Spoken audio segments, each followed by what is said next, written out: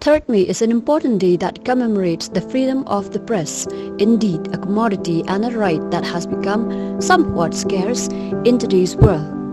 World Press Freedom Day was instituted in 1993 by the United Nations General Assembly following the recommendations of the UNESCO in its 26th session held during its General Conference in 1991.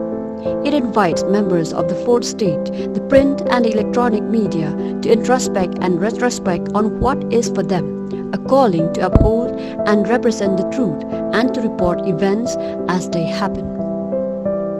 More importantly, it also serves as a pause to invite them to re-examine how and to what end they have been doing their jobs thus far.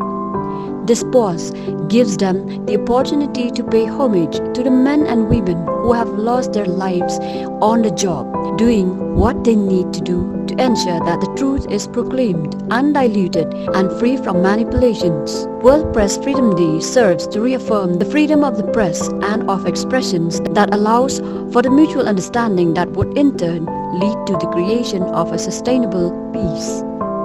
This requires respect and regard for the freedom of the media to proclaim the truth without fear of any sort of retribution.